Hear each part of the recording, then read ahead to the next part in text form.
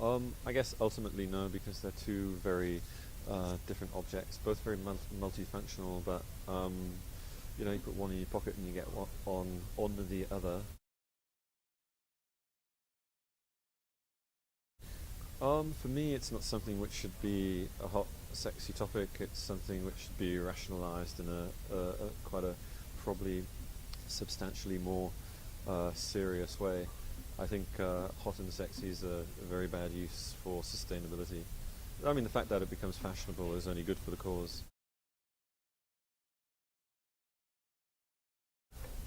Not being an architect, I actually don't really know much about cities. I do live in them, so that gives me a bit of insight.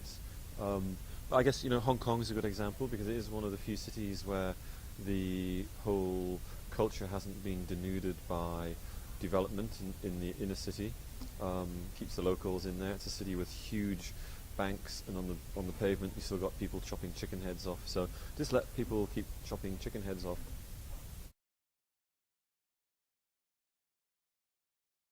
Um, well, wow. Amplify life. Is that, I don't know if that's what cities are meant to do, are they? I guess they do. How can they amplify life? I don't know, I think amplification's in your head, isn't it? So you take it in and spit it out. Um, God, I guess communication and information in the cities is kind of changing now, isn't it? Um,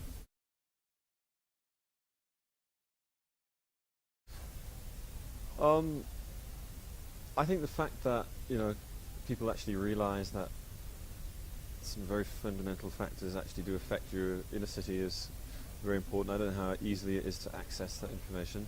Um,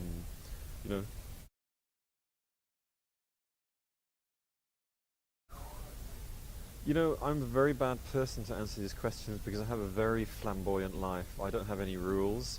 I don't have time. It doesn't matter whether it's 12 o'clock at night or 12 o'clock wherever. I've never had a job. So to actually live in a world of other people who have limitations and restrictions is not anything I've ever appreciated. Um, I guess from the point of view of somebody who's going to get up for work at 12 o'clock, like myself, it's a bad question. Someone who's going to get up at 8 o'clock and work till 5 o'clock, um, you know. I don't live in any one city. I live in several different places all at the same time, and I don't work in a city. I don't work in my studio. I work on beaches. Um, that sounds like a bit wanky, doesn't it?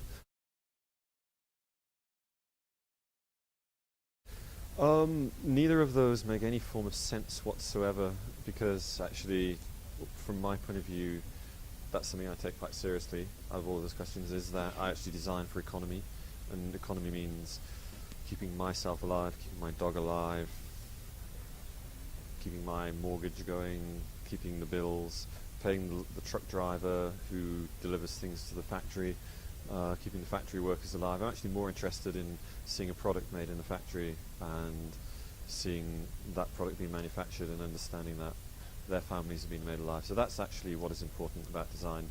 Those two options are really quite negligible. So it's about economy at the end of the day and how to be productive with a little bit of integrity, creative integrity.